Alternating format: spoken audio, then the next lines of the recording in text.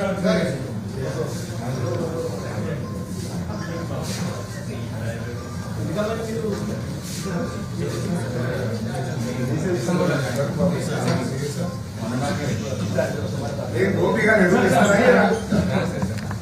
ఎరువులు ఏంటండి రాష్ట్రంలో ఎరువులు అడిగితే కొడతారండి. ఇవాళ ఒక ఎస్ఐ మహిళా రైతు చెప్ప చెల్లు అనిపించింది. ఎరువులు అడిగితే కొడతారా? ఎరువులు కూడా ఇయ్యరా మీరు? 10 ఏళ్లలో లేని ఎరువులు కొడితే ఇప్పుడే ఎందుకు వచ్చింది చెప్పండి నాకు కమిషనర్. 10 years బీఆర్ఎస్ రూల్లో ఏ రోజు ఎరువుల కొరత రాలేదు. మీరు బఫర్ స్టాక్ పెట్టకపోవడం వల్ల, మేనేజ్మెంట్ లేకపోవడం వల్ల, ప్లానింగ్ లేకపోవడం వల్ల ఇవాళ రైతులు ఇబ్బంది పడతా ఉన్నారు. అరే వర్షంలో తెలుసుకుంటే మహిళా రైతులందరూ ఉదయం 4 గంటలకు మొహం గడుపుకోకుండా వచ్చి నిలబడుతుంది కదా. పొద్దున 4 గంటలకు 3 గంటలకు వచ్చి కాలకృత్యాలు తీసుకోకుండా రోడ్ల మీద నిలబడే పరిస్థితి తెచ్చిండ్రు. రాష్ట్రం అంతా రైతులని రోడ్ల మీద తెచ్చిండ్రు. ఇదేం పద్ధతి అండి? నాకు అర్థం కాదు. ఇప్పుడు మీరు ఇస్తారా ఇయ్యారా యూరియా? అసలు ఏది మీ ప్లానింగ్ ఏంది? ఎప్పుడు ఇస్తారు యూరియా?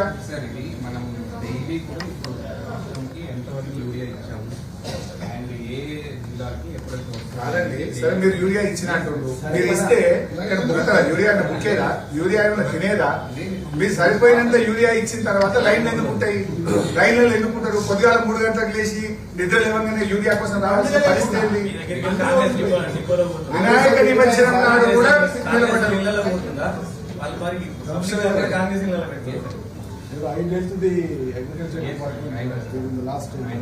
యూరియా ఇవ్వదు ఎందుకు కొడుతున్నారు రైతులు? 9.8 lakhs అంటే 9.80 lakhs అంటే ఆ సప్లై ప్లాన్ ప్రకారంగా April to almost August ending కల్లా అయిపోవాలి. 3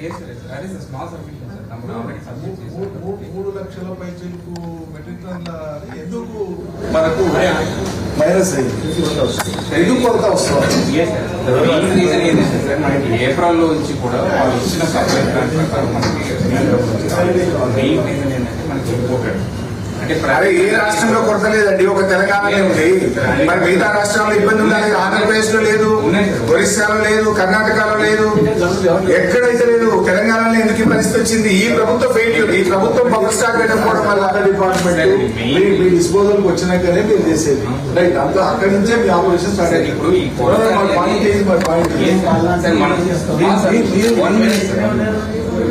ఈ ఏప్రిల్ నుంచి కూడా మేము ఎస్టిమేట్ చేసుకుంటూ వస్తున్నాం. అంటే ఏప్రిల్ మంత్ నుంచి ఎవ్రీ మంత్ మనకి సప్లై ప్లాన్ లో గ్యాప్ వస్తుంది అని కేంద్రం దృష్టికి మనం తీసుకెళ్తూ ఉన్నాము. మెయిన్ 2 days మీరు అగ్రికల్చర్ డిపార్ట్మెంట్ మంత్రి గారి దృష్టికి తీసుకుపోయి ఉండవచ్చు.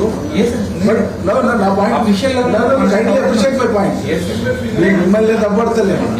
మీ టైం నాకు అర్థమవుతుంది. మీ డిస్పోజల్కి వస్తేనే మీరు చేసేది.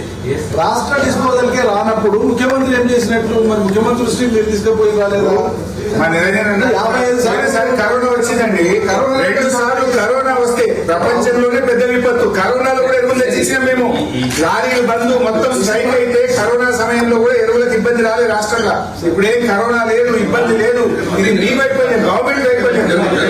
అలా ఏంటంటే రోడ్ల మీద పెట్టిన రైతులందరినీ మొత్తం ఆడవాళ్ళందరూ. ముఖ్యమంత్రి గారి సొంత జిల్లా పాలమూరు జిల్లా చాలా అట్రాసిటీస్ ఇన్సిడెంట్.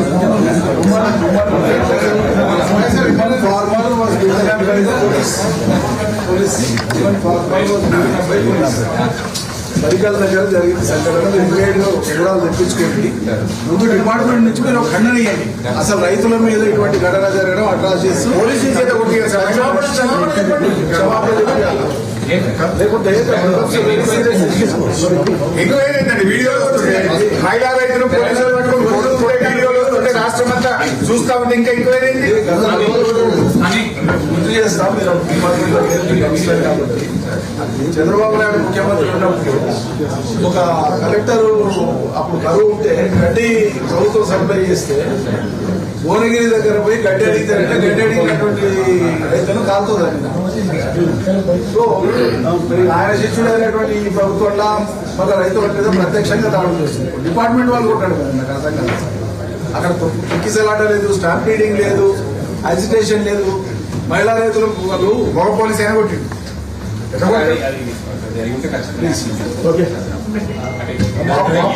మా పాయింట్లో ఒకటే, మిమ్మల్ని కమిషనర్ ని తప్పట్టడానికి రాలేదు.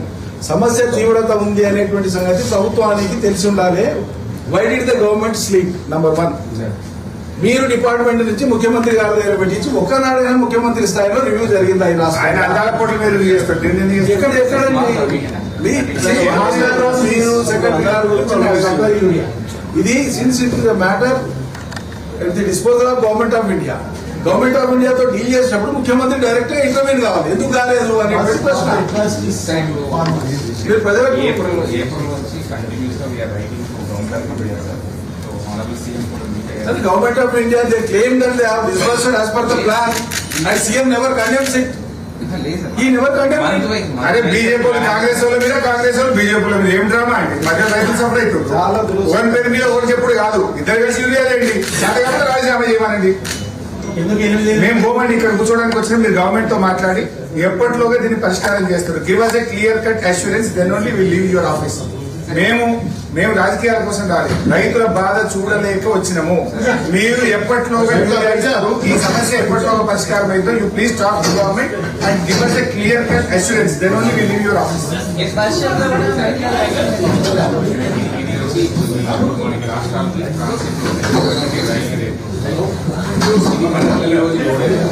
మంత్రి గారు ఇచ్చిన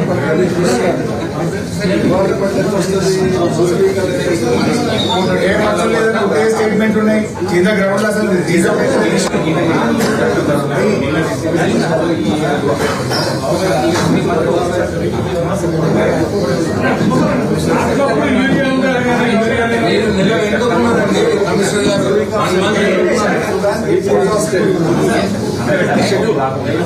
మనోళ్ళు విజిలెంట్ గా లేకుండా జరిగినటువంటి పెద్ద నష్టం, చాలా పెద్ద నష్టం. ఇంకొకటి మీరు అప్రిషియేట్ చేయాల్సింది, మేము పార్టీగా ఎక్కడ కూడా ఆందోళన చేయలేదు. మొత్తం ప్రజలు లక్షల సంఖ్యలో జనం ప్రతి మండలంలో రోజు రోడ్ల మీద ఉంటున్నారు. అది చూసుకున్నాక గవర్నమెంట్ అలార్మింగ్ ఉండాలి కదా. ఇప్పుడు 2 నెలల నుంచి ఉంటున్నారు, ఇప్పుడు కాదు 2-2.5 నెలల నుంచి ఉంటున్నారు. మనకి మెయిన్ సీజన్ అనేది మనకి ఇప్పుడు August September.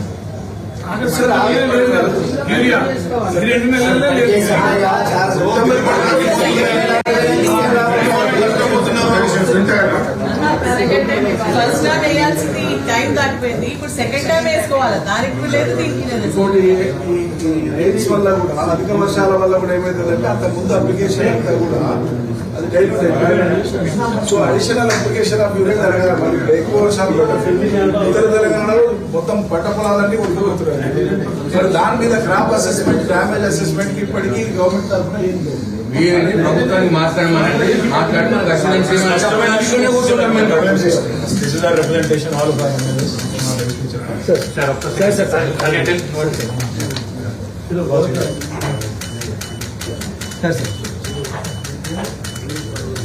We're demanding a clear answer.